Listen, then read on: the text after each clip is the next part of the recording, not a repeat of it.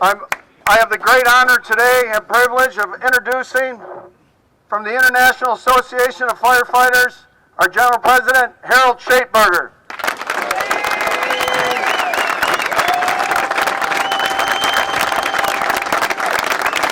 Is it on? All right, thank you. Thank you, Tom, and to all my sisters and brothers, 48 hours. Yeah. Are you ready to walk? Yeah. Are you ready to work? Yeah. Are you ready to drive home a victory on Tuesday night? Yeah. All right, now listen, it's all great that we're going to, have a few comments, and I'll probably rant here for just a minute or two, but really, this is really all about you. Today is about you getting ready to go out, canvass, knock on doors. We have a victory right now ready to bring home.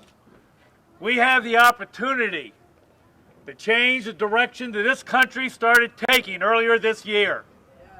When a year ago this month swept into office an ideological right-wing group, including your governor, that decided that they wanted to strip rights away from workers, that decided that they wanted to take this country back 100 years to when a few had all the gold and all the riches and all the power, and the workers and the masses had little, if anything. And the only thing that changed and created the great middle class that allowed workers to have the ability to make sure their children got a good education, to keep a roof over their head, to put food on their table, maybe to have a decent little retirement at the end of their working career, is this American labor movement. And the only thing that is stopping them from turning this clock back is you.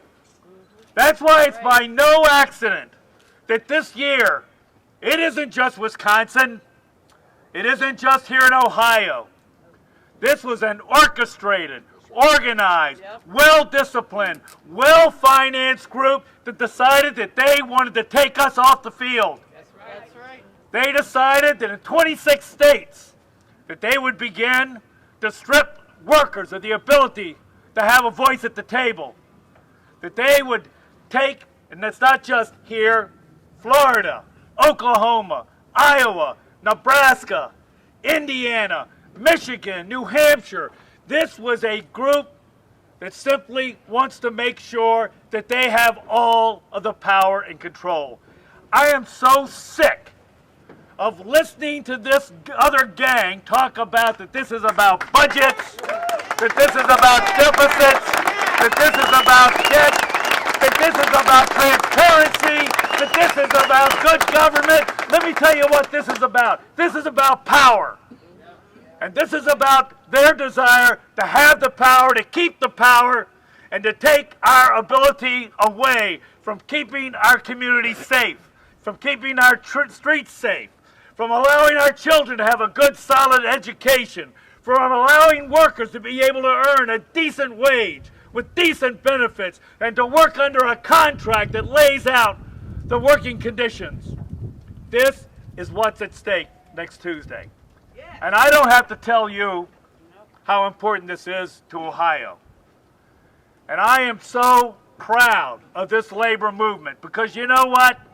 That other gang thought that they could split up the union from the non-union.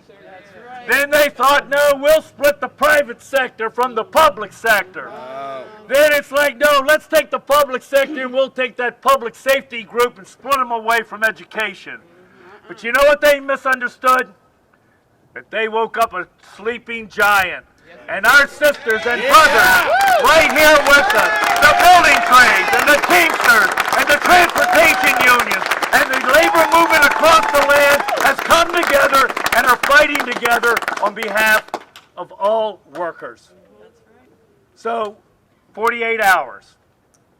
You have enormous power. And to my members, let me say something to each and every one of you.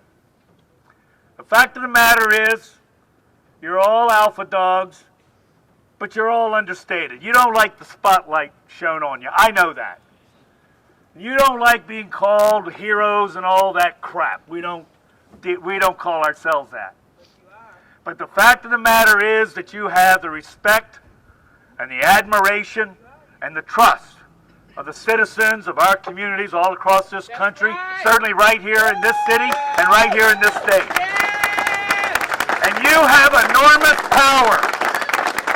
And your power is to utilize your voice and to touch all of the lives that touch your life. Your neighbors, your friends, your families, the guys you hunt with, ride bikes with, the guys you coach with, the guys you play sports with.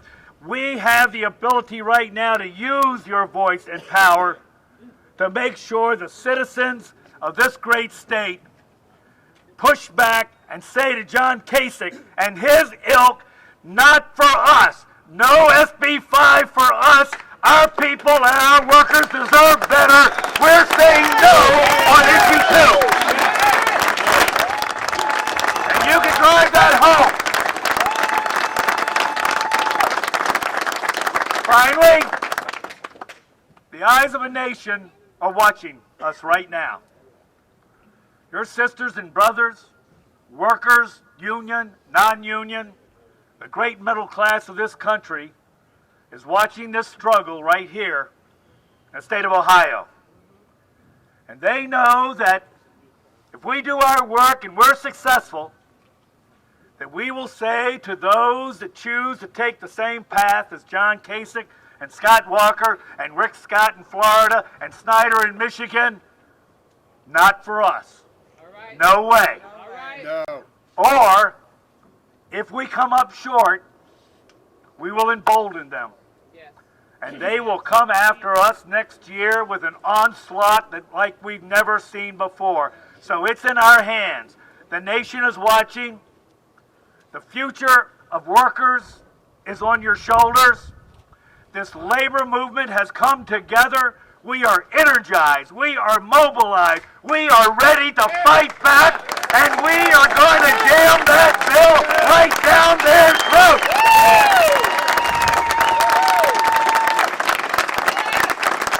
And with us today, some great labor leaders, and it is my honor to turn this microphone over to one of them.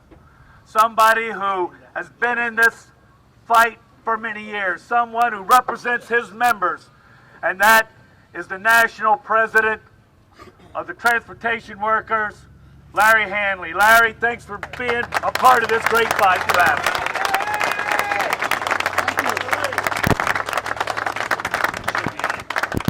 Can you hear me? Good. Yes. Thank you, Harold.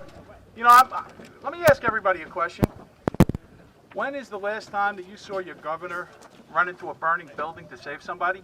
Never. Has anybody ever seen him do that? No. Well, I want to tell you, I'm from New York, and what I'm about to tell you, I don't reserve for firefighters. This is what I tell bus drivers and transit workers and leaders of my union everywhere I go. 10 years ago on September 11th in New York, our members, bus drivers and train workers, members of the TWU and the ATU, hung around to evacuate people from the World Trade Center.